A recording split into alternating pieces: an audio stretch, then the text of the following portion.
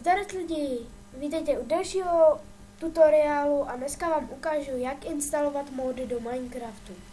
Takže nejdřív si otevřete váš internetový prohlížeč a najdete si mód. Já tady mám nějakou proměnu a stáhnete ho. Tenhle mód bude určitě v popisu videa. Počkáme se, nám to tady odpočítá a dáme skip up. A teď se nám to tady začne stahovat. Teď si to dám na lištu a hodím si to třeba sem na plochu. Dál si otevřeme třeba Google a vyhledáme si mezera forge a hned to první. Tady si vyhledáme, jakou chceme verzi, takže já to chci na 1.7.10 a hned třeba to první a dáte installer. Teď se nám to zase hodí na adfly. Tak zase počkáme a dáme skip add. A dáte tady uložit, ale jenom zahodit, protože už to mám stažený. Dál si otevřete ten forge, co jste si teď stáhli, takže já tady mám nějaký, tuším. Já tady nemám jména.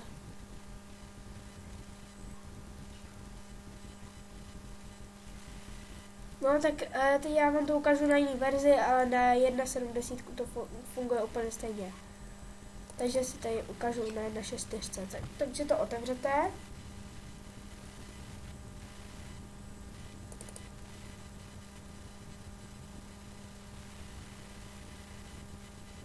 Dobře, tak já se taky stáhnu na 1.7.10.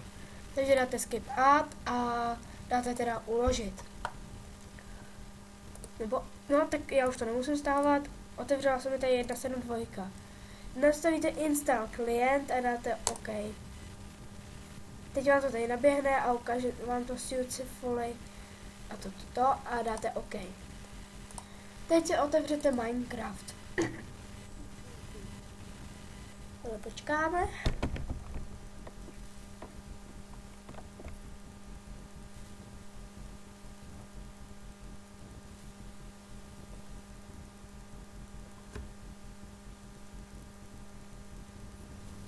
Tak, než mi to naběhne a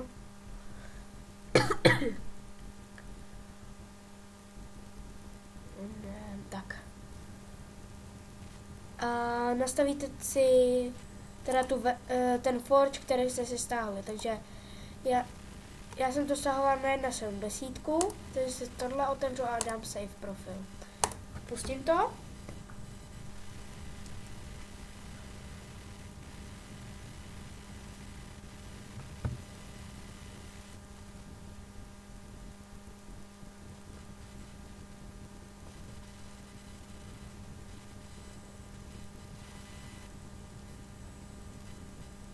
Nejdřív to musíte poprvé spustit, než tam budete dávat nějaký mod.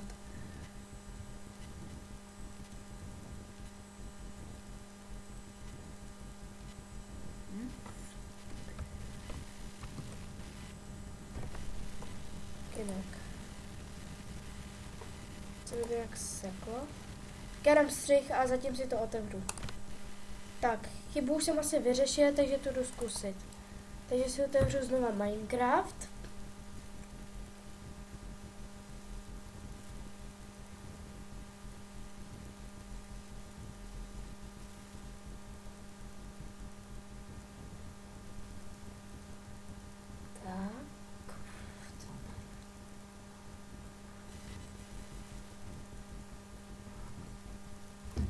A pustíte si ten forge teda, jaký jste se tam nastavili. Takže já dám play a nechám to běžet.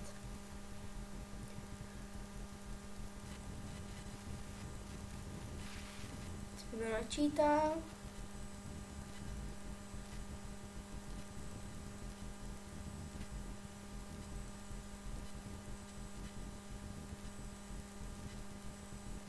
Jo. Tak já dám střih a až to budu mít puštěný, tak se ozvu. Takže už jsem zpátky, už se mi to naběhlo. Chvíli jsem čekal. Tohle je normální, že vám to bude psát neodpovídá.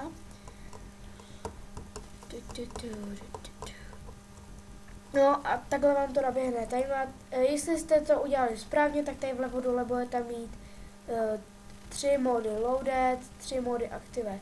Když si to tady otevřete, tak moc tady tyhle ty 3 tady budete mít. Dál zavřete Minecraft a dáte start a napíšete procento a data procento. Tak, teď se vám otevřete, tady máte .minecraft a objeví se vám tady složka mods. To si otevřete a ten jaký mod jste si stáhli, tak to prostě hodíte do té složky a to je všechno. Teď tu zavřete Minecraft, zavřete tuhle složku mods a pustíte Minecraft.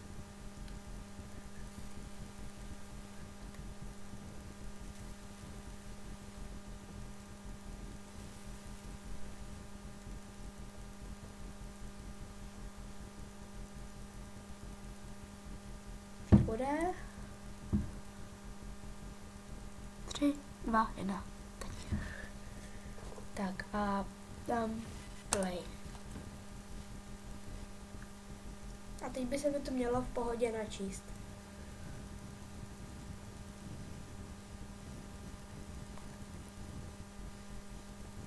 Ano, tak vidíte, takhle se mi to prostě načetlo.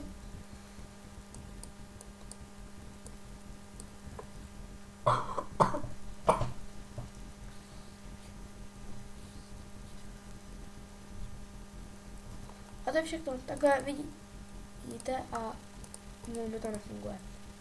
Takže ten mod je asi nějaký špatný.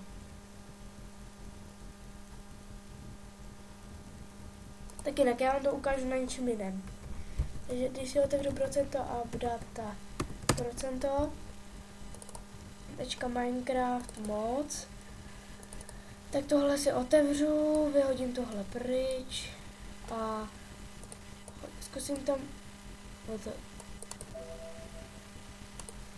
tak tenhle mod je nějaký špatný, tak já to pak zkusím dořešit.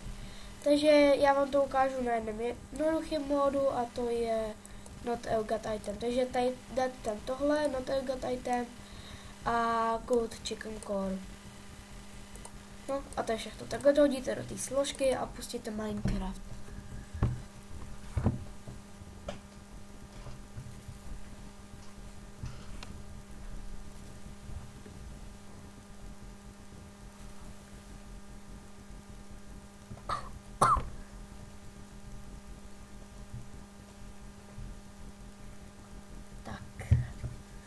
Se mi pustí a dám play, klasicky. Tak, teď by se mi to teda mělo v pohodě načít, no vidíte, takhle se vám tam objeví, když nainstalujete not got item. No a takhle se vám načte Minecraft.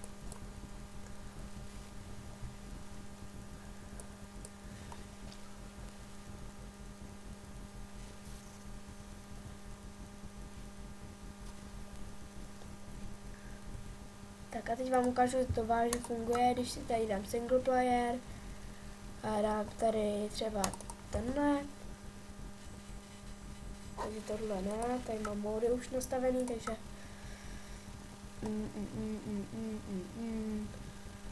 třeba tohle. Dobře, taky ne. Sakra.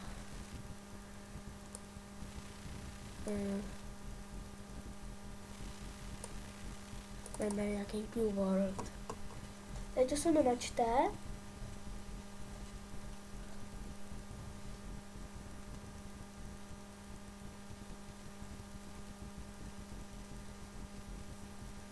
No a je to načetlý. Teď když si otevřu inventář a dám tady survival inventory, tak tady můžu klikat a už se mi to všechno givuje. Takže takhle.